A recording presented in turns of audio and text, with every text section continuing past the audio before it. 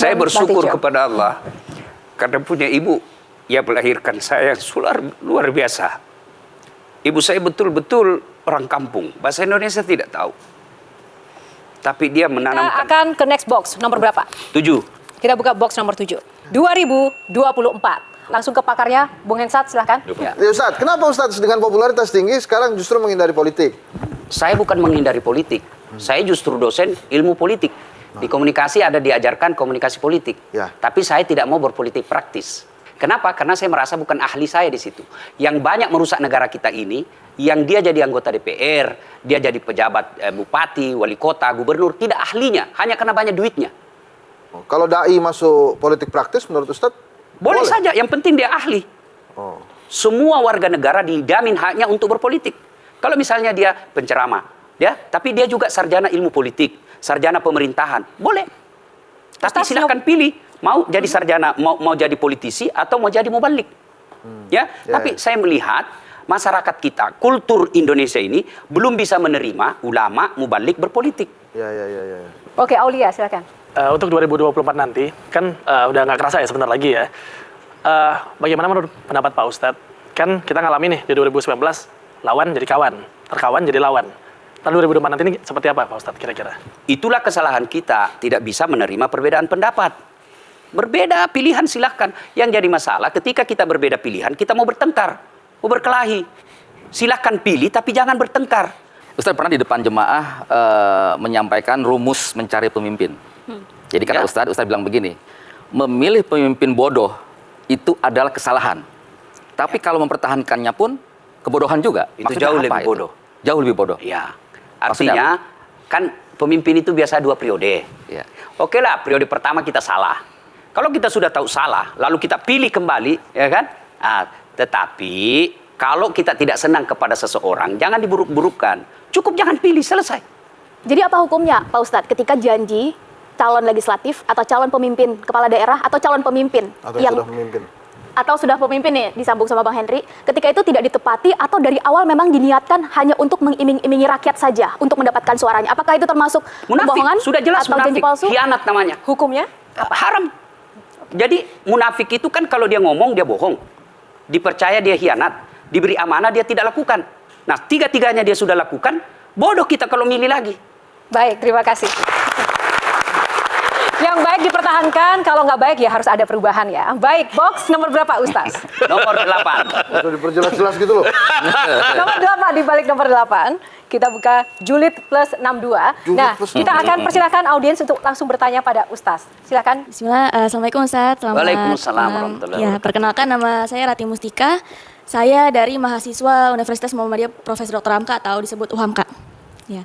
Jadi saat saya ingin menanyakan terkait fenomena seorang istri yang ketika menikah dia berhijab atau memakai cadar. Tapi ketika dia bercerai dengan suaminya, dia melepas hijab atau cadar tersebut. Nah, kira-kira bagaimana tanggapan Ustadz dan apa hukumnya? Terima kasih. Yang pertama, cadar tidak wajib. Yang wajib itu seperti yang adik pakai. Cadar itu budaya umumnya di Timur Tengah. Kenapa? Konon kabarnya, 1 menghindari panas, 2 menghindari debu, ya kan? Tapi kalau mau pakai silahkan, tidak pakai tidak berarti berdosa. Nah, kemudian fenomena, kenapa sebelum menikah dia pakai jilbab, sudah menikah tetap pakai jilbab, kemudian bercerai dia buka jilbabnya? Ada kan fenomena seperti itu.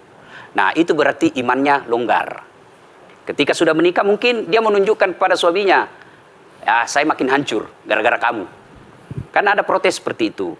Tapi kalau dia lakukan seperti itu, 2 ruginya. Sudah janda, dapat dosa pula dengan memamerkan auratnya. Bisa juga dia buka auratnya, mungkin dia merasa saya lebih cantik tidak pakai jilbab. Jadi adik-adik sekalian ini karena masih mahasiswa, ya, kamu pilih jodoh itu kata Nabi 1, pilihlah karena kecantikannya. Cantik ini penting, ya, karena dia berhadapan kita 24 jam. Baru pulang dia lagi. Mau tidur dia lagi depan kita, mau makan dia lagi. Jadi kalau casingnya jelek, nanti cepat ganti casing. Penting cantik, tapi tidak boleh prioritas. Ya, karena apalagi zaman sekarang, bisa dipermak itu muka kita. Yang kedua, keturunannya. Siapa anak? Tapi tidak boleh prioritas. Kenapa? Karena ada orang bapaknya Nabi, anaknya jadi pengkhianat, anaknya Nabi Nuh. Yang ketiga, kata Nabi, lihat kekayaannya. Islam tidak melarang milik materialistik, tidak. Tidak. Rasulullah menikah dengan Siti Khadijah itu, Khadijah kaya, orang paling kaya di Mekah waktu itu. Tapi tidak boleh materialistik. Nah, yang keempat, agamanya. Ibu-ibu di Makassar nanya, Ustadz, kenapa agama nomor 4? Sebenarnya jangan salah, agama betul nomor 4, tapi tidak titik sampai di situ, koma. Ada penegasan oleh Nabi, utamakan agamanya, karena dengan agama kau akan mendapat semuanya. Oke, baik. Terima kasih. Kita ke next box. Ada 2 box tersisa. Nomor berapa, Ustaz? Nomor 2. Nomor 2, kita buka box Panai. Nah, kita buka box Panai, Mas Ade, silakan. Ustadz, ketika Ustadz menikah, boleh tahu Ustadz, berapa panainya Ustadz? Nah, saya waktu itu emas 333 gram, kemudian duit 333 juta, 1 unit rumah, 4 kapling tanah, dan seperangkat alat berlian, perhiasan berlian. Syukurnya bukan semua saya yang ngurus. Sahabat-sahabat yang mampu, ada yang tanggung ini, akhirnya pada waktu itu saya menikah, boleh dikata duit saya tidak ada yang keluar. Itulah pentingnya kita berbuat baik kepada seorang. Makin baik kita kepada orang, maka rezeki kita makin mudah. Kalau Shirley minta mahar berapa, Shirley? Waduh. Ya. Kalau mahar itu dalam Islam, Pak Ustadz, kan adalah kemampuan laki-laki ya? Mahar itu sebaik-baiknya ringan. Ringan. Diringankan. Tapi saya mau ke satu topik, Mbak, bahwa di balik laki-laki hebat itu kan biasanya ada perempuan-perempuan tangguh. Ya. Dan biasanya Oh, nggak setuju. Nggak setuju ya, Nggak Pak? dibalik, di samping. Oh, di samping. Di samping. Di samping Iya. malah, bukan dibalik. Iya, gimana? Benar. Ya. Tepuk tangan dulu buat Mbak Tejo dong. Gitu. Nah, biasanya minimal 2 perempuan ini adalah ibu dan istri. Ya.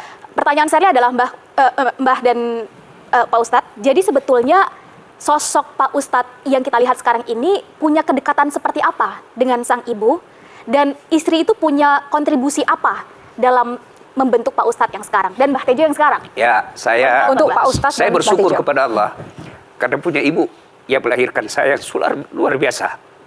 Ibu saya betul-betul orang kampung, bahasa Indonesia tidak tahu. Tapi dia menanamkan akhlak. Saya ingat ketika saya kecil, kalau saya disuruh ke tetangga, ibu saya pasti tanya, gimana adab anak saya tadi? Ibu saya ketika ditanya, istri bapak saya sudah wafat. Apa modal? Karena anak beliau banyak, tidak punya kekayaan, dia bilang apa? Saya urus anak saya, mudah-mudahan anak saya inilah menjadi kekayaan saya. Maka sebagai anak, jangan pernah rekening ibumu kosong. Sebagai anak, jangan pernah sembako di rumah ibumu kosong. Di rumahmu bisa saja sembakomu tidak ada, tapi jangan di rumah ibumu. Saya bisa begini bukan karena saya hebat, tapi karena ibu saya. Ridallah fi ridul walidain, suktillah fi suktil walidain. Ridanya Allah tergantung ridanya orang tuamu, murkanya Allah tergantung murkanya kedua orang tua. Baik, sedikit saja Mbak Tejo ingin menambahkan tadi pertanyaan untuk Mbak Tejo sama, juga. saya kira waktu itu keuntungnya kami sama agamanya, Ustadz. Ini sekalian, kalau seandainya saya dan istriku sekarang beda agama, saya akan tetap menikahinya, walaupun emang nggak setuju. Karena bagi saya cinta lebih besar dari keyakinan, dan saya berprinsip bahwa alam semesta ini diciptakan atas nama cinta. Ya. Pertanyaan saya justru, apa pendapat Ustadz? MA tidak mengakui pernikahan beda agama. Padahal negara harus melindungi rakyatnya. Gimana kalau ada orang yang bunuh diri karena cinta dan karena nggak diakui? Ya, mohon maaf Bang, kalau kita berbeda. Kalau saya beda agama tidak bisa nikah. Karena salah satu tujuan hidup kita itu mencari ridha Allah. Saya hidup paling 70 tahun, syukur-syukur 80 tahun. Bagi orang beriman, ini dunia hanya sementara. Nah, kalau saya ikut nafsu misalnya ya, pendapat nafsu saya, yang penting saya cinta. Sampai seberapa lama cinta saya? Paling 70 tahun saya wafat. Ketika saya wafat tidak ikuti aturan agama, maka siallah hidup saya di akhirat. Yang saya anggap, yang saya bilang nih, sorry, yang cinta beneran loh ya, bukan itu bisa mati. Ya. Mati itu artinya kalau nggak nikah itu. Kalau dia betul cinta beneran, mestinya dia ikut agamanya orang yang dicintai. Iya juga, Mbak. Oke. Betul juga. Ya kan? Oke, baik. Ya. Terima kasih. Kalau misalnya Baik, Ustaz.